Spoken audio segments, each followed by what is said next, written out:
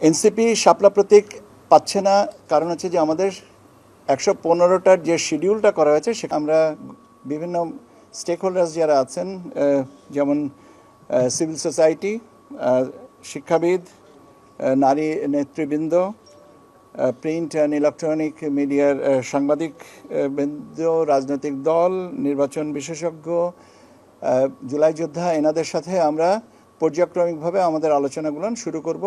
এবং আমরা প্রাথমিকভাবে কমিশন সিদ্ধান্ত নিয়েছেন যে 28 তারিখ থেকে করা হবে এবং একটু গ্যাপ দিয়ে করতে হবে, কারণ হচ্ছে যে ছুটির দিন আছে, পূজার ব্যাপার আছে, এই সমস্ত কাজে আমরা ওই শিডিউলটা করে নিই। তবে 28 তারিখ থেকে আমরা শুরু করব।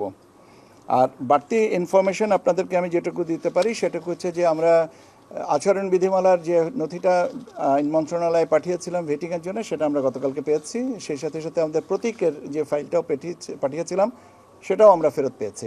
কাজে রাজনৈতিক দলের নিবন্ধনের কার্যক্রমটা যেটা চলমান আছে সেটার সাথে যে প্রতীকের একটা সমন্বয়ের ব্যাপার ছিল সেটা আমরা এক ধাপ এগিয়ে গেছি। এখন রাজনৈতিক দলের নিবন্ধনের নথিটা এখনও পর্যন্ত পর্যালোচনার পর্যায়ে আছে।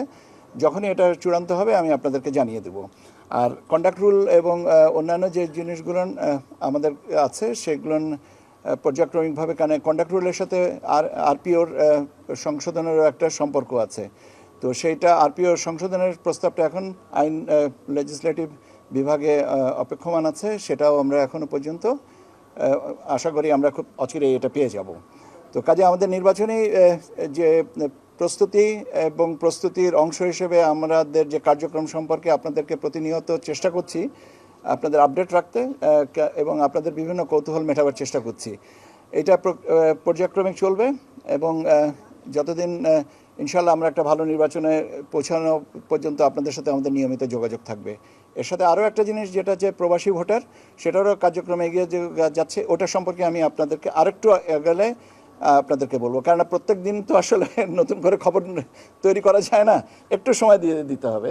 তো আমাদের সেই সুযোগটুকু দেন। এনসিপি শাপলা প্রতীক পাচ্ছে না, কারণ হচ্ছে যে আমাদের 115টার যে শিডিউলটা করা হয়েছে সেখানে শাপলা প্রতীক নেই। নিয়মটা হচ্ছে যে সংরক্ষিত প্রতীক যেটা আছে সে প্রতীকের ভিতর থেকে একটা নিতে হবে। সে প্রতীকে যদি শাপলা প্রতীক না থাকে তাহলে দেওয়ার সুযোগটা কোথায়? আমরা মূলত শুরু করতে যাচ্ছি সুশীল সমাজের প্রতিনিধি এবং শিক্ষক সমাজের প্রতিনিধি। এখন এটা 28 তারিখে আমরা এটাকে করব, ধারাবাহিকভাবে তারপরে শিডিউলটা করব। কেন অনেকগুলো জিনিস আছে, আমি একটু আগেই বলেছি যে পূজার ছুটি আছে এবং একটা আমাদের সাপ্তাহিক ছুটি আছে, সেইগুলোকে বিবেচনা নিয়ে স্ট্যাগার্ড ওয়েতে আমরা এটা করব।